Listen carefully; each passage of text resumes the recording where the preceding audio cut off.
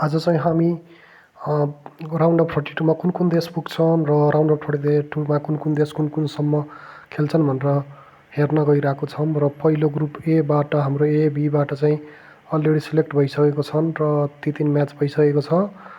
र group बीबाट Canada Switzerland select भइसकेका छन् भने बोस्नियाको चाहिँ चान्सेस छ अझै। ग्रुप सीबाट ब्राजिल मोरोक्को यो पनि सिलेक्ट भइसकेका छ। युनाइटेड स्टेट र अस्ट्रेलिया पनि सिलेक्टेड भइसकेका छन्। ग्रुप ईबाट जर्मनी र आइभरी कोस्ट पनि सिलेक्ट भइसकेका छ, अल्दो जर्मनी चाहिँ इक्वेडरसँग हारेको थियो।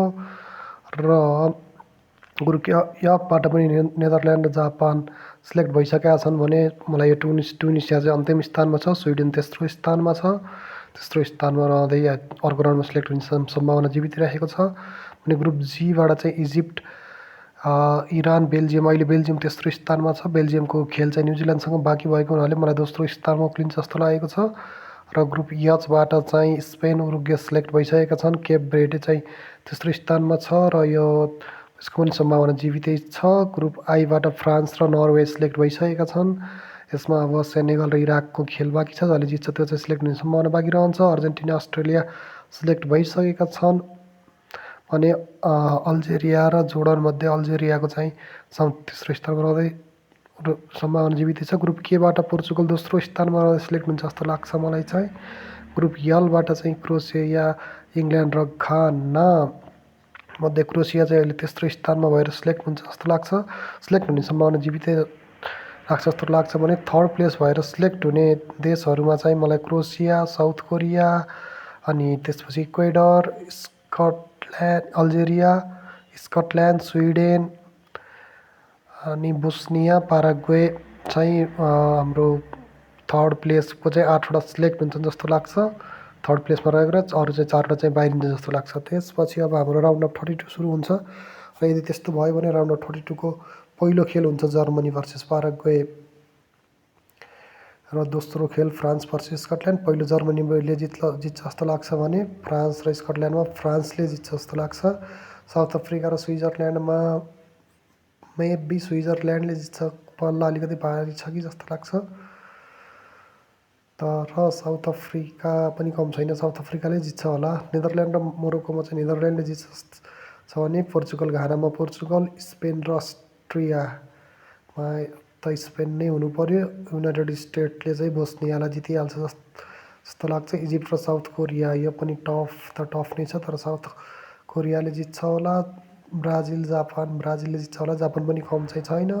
ब्राजिललाई राउन्ड अफ 32बाट घर पठाउनको लागि नर्वेले जित्छ आइभरी कोस्टलाई।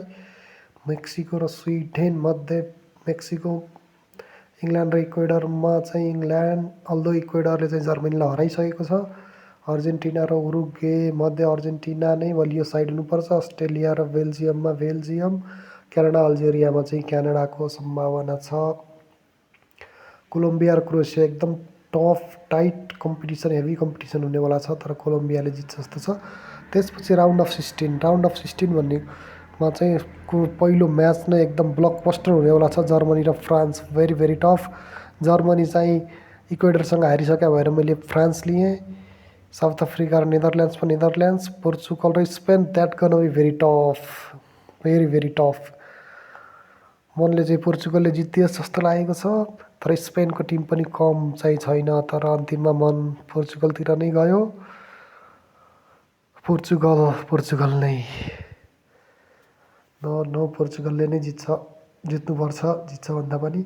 युनाइटेड स्टेट र साउथ कोरियामा I'm gonna go with South Korea र युनाइटेड स्टेट।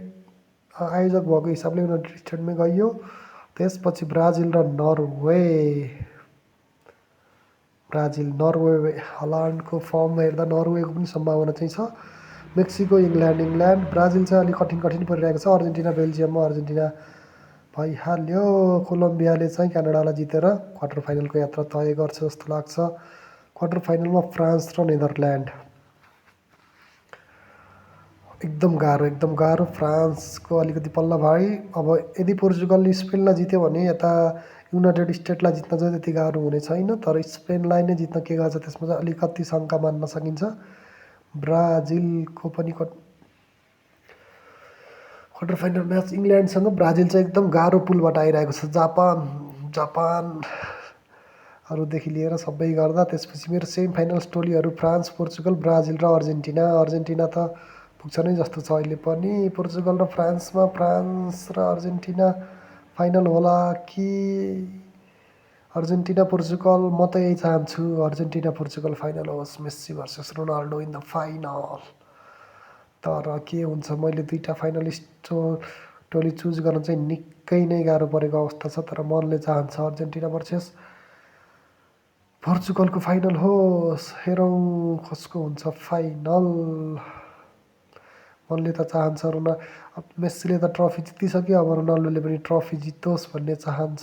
तर हेरौँ, पोर्चुगललाई पनि फ्रान्स पनि कम चाहिँ छैन।